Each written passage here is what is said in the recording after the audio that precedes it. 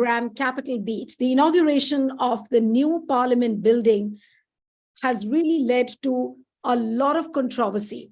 Who will attend the event? Who will not attend the event? There are about 20 parties who have said and rather collectively decided to boycott this event, which is going to be held on Sunday. There are other parties who have said that they will attend the event because it is a moment to celebrate and it is to cherish the democracy. Whereas the parties which are opposing the event, they are saying that it is an insult to the office of the president. It is an assault on democracy. Now, the parties which are going to attend this event, there are about 25 parties who are going to be attending this event. And so the question we are asking is that, is it about the show of strength? Is it about a numerical strength as to how many parties will attend the event or not? And many of these parties who will be attending have a minimal presence in parliament. So the question we are raising is that, is BJP trying to orchestrate support for the inauguration of the new parliament building? Is this about just a show of strength, or the larger question is to protect the constitution, protect the democracy? I'm joined by three veteran people. Puneet Nicholas Yadav, senior journalist with the Federal. Thank you so much for joining. We have Satya Sahu, who is the press secretary to the former president of India, K.R. Narayanan. He's a political commentator too. Thank you so much, Mr. Sahu. And we have Sharad Gupta, who is a senior journalist. Thank you, sir, so much for joining. And I'd like to begin today's discussion with Sharad Gupta. Mr. Gupta, I would really like to understand that 25 political parties attending the event and some 20 or 21 parties not attending the event. They will be boycotting the event, saying that it is an insult to the office of president. Do you think that BJP has generated a lot of controversy already before the inauguration has happened? First, it was, of course, the insult to the office of the president. Then there was a controversy about this golden symbol, which is going to be installed in parliament. And now suddenly we see BJP orchestrating support. Do you see this really happening as BJP is trying to fabricate support, whereas it doesn't have it? I won't call it fabricating support, but at least there are parties which are supporting the BJP, which are part of National Democratic Alliance, and most of these parties, they are in the political arena for a long, long time, but they don't have a sizable presence in the parliament as per se. So if you see parties like ATSU, NDPP, NPP, SKS, Sikkim's party, SKM, MNF, Mizoram's party, NPF, Nagaland's party. So all these parties, they are there, but they hardly have any presence either in Lok Sabha or Rajya Sabha. So that way, BJP might be saying that they have support of, say, 25 parties, but within the parliament, they don't have support of more than 6 or 7 parties. So, but in the opposition, if you say, see, the parties which are opposing the whole concept, they are 20 of them, and all of them have significant presence in the parliament. So every party is there either in the Lok Sabha or Rajya Sabha. So that way, if the parliamentary presence is concerned, so NDA doesn't have any parties. But yes, outside the parliament, they do have support of, say, 19 or 24 parties. So, but I won't say it is fabricating or drumming up support. They already have support of these parties for a long, long time. And they are running some state governments in collaboration with these parties, especially in the Northeast. So I won't say fabrication of support, but yes, this is kind of misleading the country that they have support of 25 parties which don't have any presence within the parliament. So that's the only difference. Right. So if I may ask you, Sharadji, one more question, and then I'll go to Puneet, that then what does this show of numbers signify? 21 parties boycotting, 25 parties saying they will attend the event because it is a moment to cherish. How do you see this politically panning out? Basically, this is political posturing by both sides. And Hmm. I don't think why opposition should have boycotted. A lot of people are saying that they should have registered their protest, but shouldn't have boycotted. Hmm. They are trying to score a political brownie points boycotting on the issue that the president of India, who is happens to be tribal from the tribal community, and they are terming it as a insult to the tribals. So since there are some 5 or 6 state assembly elections coming ahead in next say 5 6 months, so opposition is trying to drum up some kind of opposition to the BJP, and but BJP also tried to project the president as say rest. They are appointing Draupadi Murmu as a tribal person as a president because they wanted to honor the tribals or scheduled tribes community. So in a way, opposition is also trying to score brownie points. What BJP had done while appointing the president, installing Draupadi Murmu as president. Okay. Uh, Puneet, I'd like to come to you on the stand which BSP has taken. Now, Mayawati says that she will not be attending the event. She also says that boycotting is wrong. How do we really read BSP's move in this entire episode? Well, I don't think the BSP's stand is surprising in any way. I think, I mean, I would have been very surprised if the BSP took a stand that is in line with the stand taken by the wider opposition grouping, you know, and its positioning is fairly consistent with its political actions that we've seen, in the run-up to the UP elections and subsequently. So I do not find the BSP's positioning, and fine, Mayawati may not be attending the ceremony, but there are, I believe, I'm told that there are some BSP leaders who've been invited and who will be attending. So even if she is not present for whatever reason, there will be a representation from the BSP. I think the larger question here, Neelu, is not just about posturing by either the government or the opposition side, but also the backdrop with which this entire thing is playing out, and the timing of it. Given that there is a year left to the Lok Sabha elections, there has been over the last few months a lot of talk, particularly within the opposition bloc, of opposition unity. And there are already, as we know, talks going on between various opposition parties. The posturing of some of these may be, a different matter altogether, but talks of actually exploring a federal electoral alliance. So what we're possibly seeing particularly with regard to the opposition is also some kind of a bloc and developing and a message being sent out of what you'll see in 2024 as the opposition, as the front that will be taking on the BJP.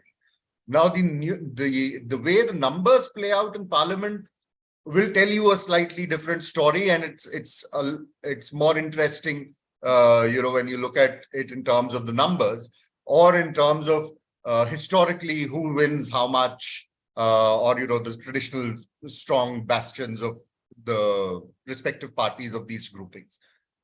Also, the issue of the president. Now, you can debate ad nauseum on the constitutional position of it or the conventions involved or whether the president should have been invited, not been invited, is it mandatory, not mandatory? These are matters of debate. But you also have to look at it from the point of view of, in my view,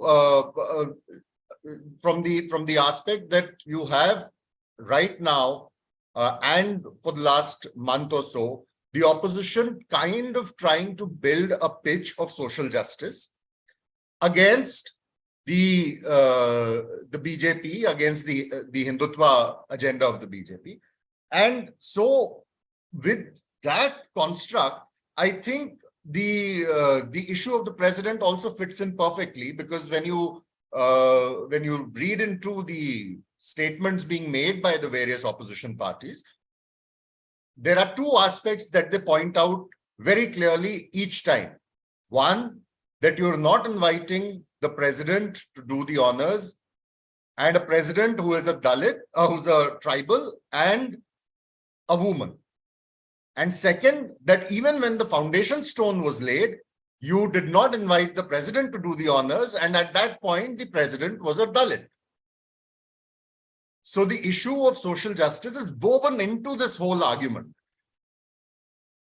right? So I think that is a wider canvas and we need to look at it from that point of view than just posturing of the two blocs. Right. So one is posturing, the other is how the social justice narrative is woven into this entire thing. By the way, opposition is opposing. So Mr. Sahu, how would you really read this? Is BJP really on the back foot as far as the social justice angle is concerned, and the way they have said that it is an insult to President Draupadi Murmu?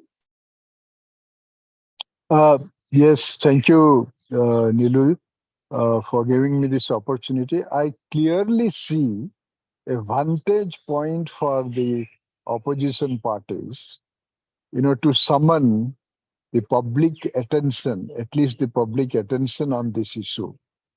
That, during the inauguration of the National War Memorial, a Dalit president, a president who was part of the Dalit community was not invited.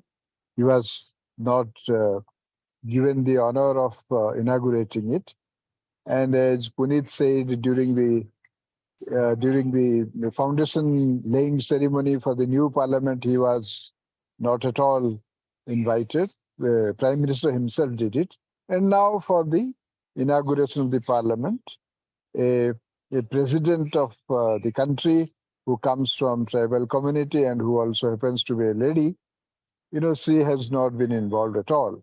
So therefore, obviously they are getting a chance, the opposition is getting a chance to use it for electoral purposes and for driving home a larger message that this regime is primarily majoritarian in approach and is not bothered about the marginalized sections of society and so on and so forth. I mean, look at the Karnataka elections.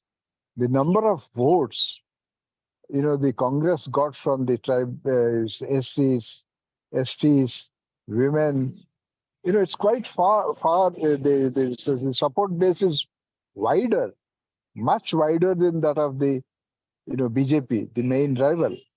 So, and Rahul Gandhi clearly stated, during the Karnataka campaign, election campaign, that a caste census is required.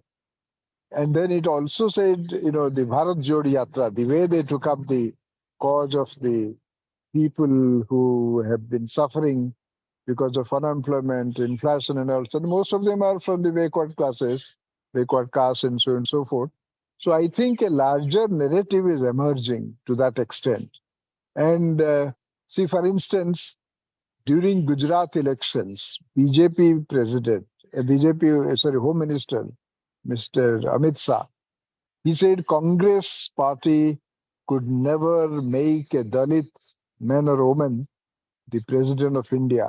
It was Narendra Modi who tried to make a tribal person as president of India.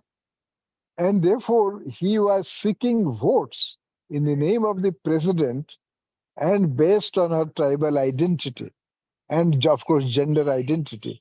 So therefore, if such, the president, I do not think ever in the history of our country, president was involved in electoral politics for seeking votes. So if that could be done by Mr. Amit Shah, the Home Minister, a top leader of BJP, so here is a larger picture available for the opposition parties, those who are boycotting at least.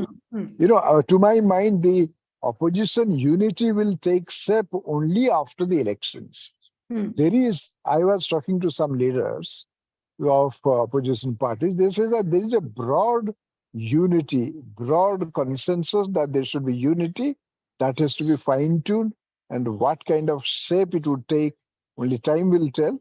But certainly, we look at the past experiences, be it Janata government, be it VP Singh government or any other, even UPA government. So it's a post-poll alliance, but then certainly this issue has provided a binding glue for the opposition to take forward. And of course, why not? If they get an opportunity to milk it for electoral purposes, Okay. So the inauguration, right. So you're saying that the inauguration of parliament perhaps is just one instance where this is functioning as a glue and the opposition has come together. But coming back to the basic question, Sharaji, I really want to ask you is that why is there no realization within the BJP for the fact that somehow they need to realize that the president has to be put on the forefront? The inauguration cannot happen without the president. Article 79 of the Constitution clearly says that parliament consists of the president, the Lok Sabha, and the Rajya Sabha. This one line bit, why is it so difficult for BJP to realize this? And why can't they amend the program? See, ever since Mr. Narendra Modi became Prime Minister, everything in the government starts with him and ends at him. Whether it's laying foundation, laying up some train, anything, it's done by him. So when such a big project is taken up, so he laid the foundation. And obviously, he's going to inaugurate the building also. He prompts that he says that I am the person who, when he starts the project, he completes it. Unlike other governments, which started but could not complete the project. So I am somebody who started and also completing most of the projects started by me. That's one. Secondly, as far the president is concerned, so he has never taken president to any function. And president has only been an ornamental position for a long time, especially this government. If you see, when the old parliament was inaugurated, that was in 1928, and it was inaugurated by the then Viceroy, Lord Irwin. And Viceroys have been replaced by the President of India after post-independence. So, in a way, if the old parliament was inaugurated by the Viceroy, naturally, the new parliament should also have been inaugurated by the President of India. And as you claim, rightly claim, Article 79 does say that the Parliament consists of the President and two houses of Parliament. But with Mr. Narendra Modi as the Prime Minister, you can rest assured that the projects which he starts or which have already been started by the previous governments, and if they end at his time, which are completed during his tenure, so he claims he lays claim on inauguration of every project, even if it's started by the previous government also. Right. Okay. So, Puneet, how do we really see the things now shaping up, as far as the Sunday inauguration is concerned? The positions and the sides have been taken by the opposition, by the NDA and its allies. But this whole this inauguration becoming so controversial, so much of, bad optics playing out, which has really gone against the Modi government. Many people are talking about the fact that, it wouldn't have harmed the Modi government in any way had the president inaugurated it. So are we going to see because if I take you back to what Nirmala Sitharaman said, Nirmala Sitharaman talks about other examples of how, Sonia Gandhi inaugurated, then she goes back to governors not being taken into consideration, as far as inaugurations in other states are concerned. If BJP is giving that kind of an argument, how does one read it really? No, I don't read a lot into it for the simple reason that, this is something that, it's not as if the inauguration of the new parliament is getting stalled.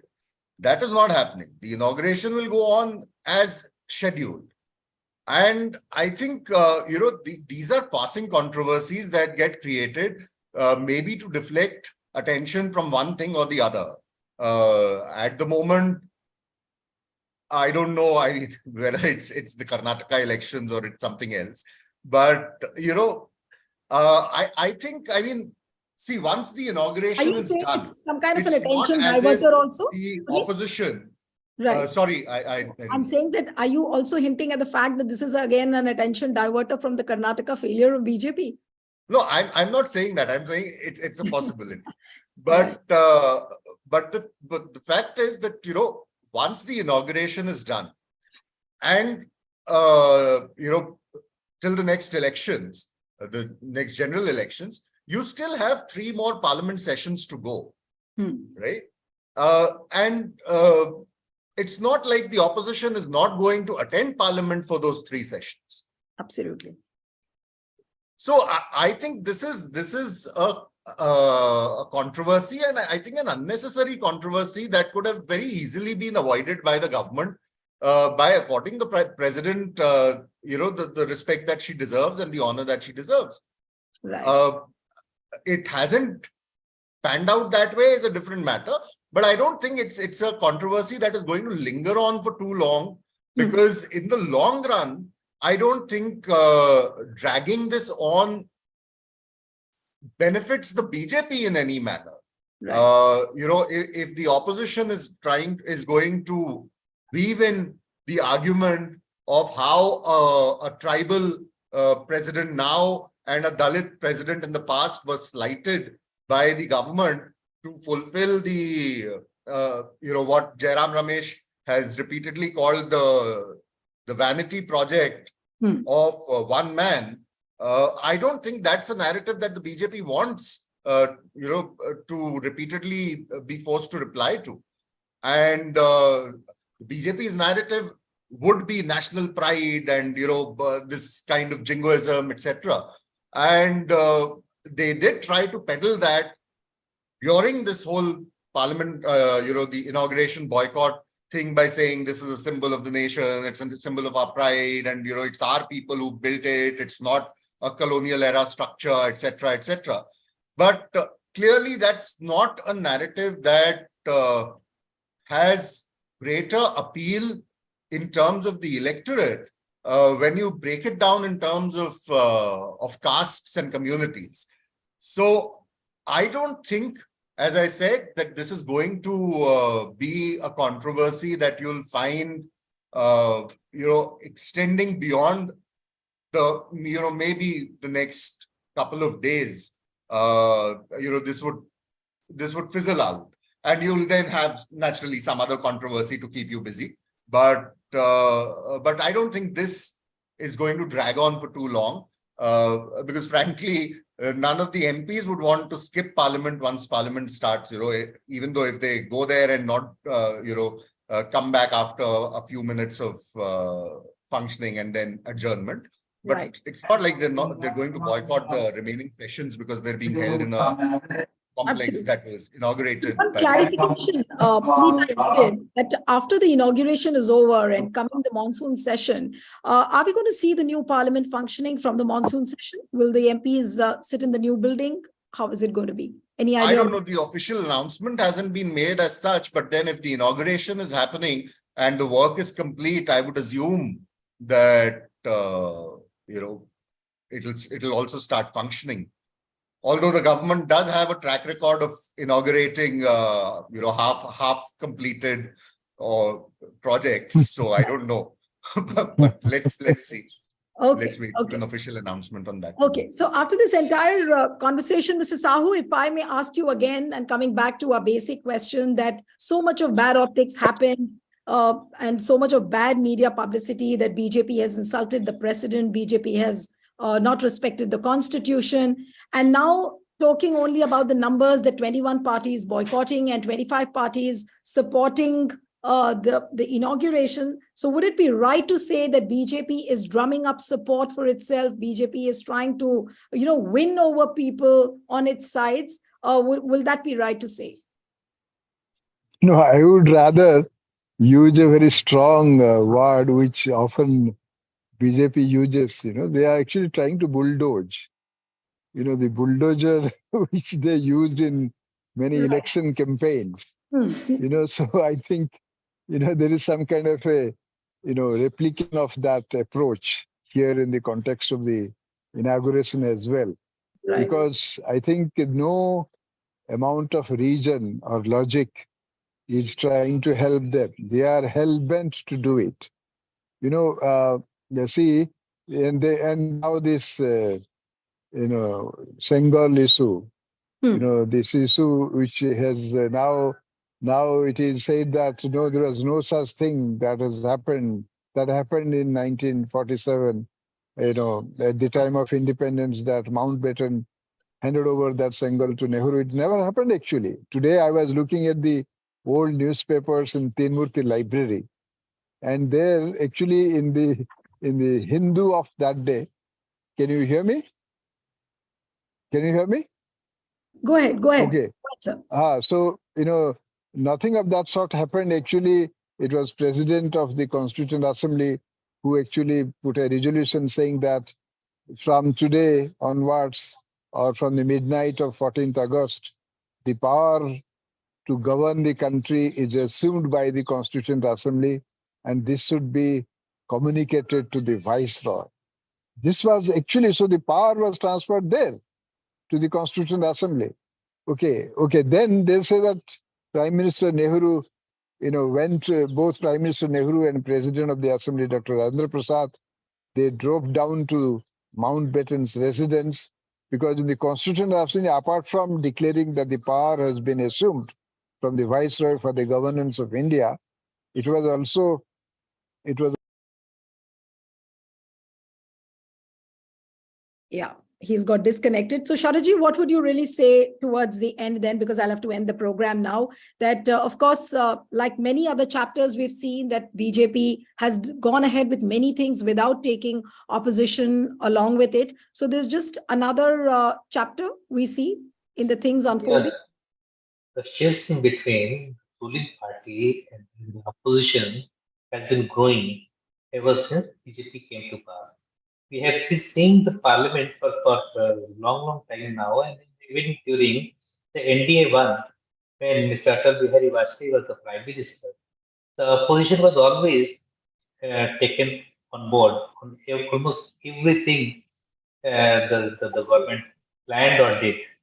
Whenever there was any issue, the then Parliamentary Affairs Minister, whether it was Madanlal Khurana or Pramod Mahajan, they used to reach out to the opposition and try to persuade them to support the government because it's in national interest. This used to be the approach, but this government doesn't believe in any say dilly-dallying or persuasion. It tries to bulldoze its way everything, whether it's CAA, NRC, farmers' bill, or the parliament's inauguration. So it doesn't believe in evolving any consensus. So that is the difference between this government and previous governments. Right. Yeah. Yes, Mr. Sahu, we're running short of the time now, so I have to really end the program here. And one appeal to the viewers who are watching this discussion: stay tuned to the Federal, send us your feedback. And thank you so much, Mr. Sharad Gupta, Mr. Sahu, Puneet, thank you so much for joining. Thank you. Thank you. Thank you.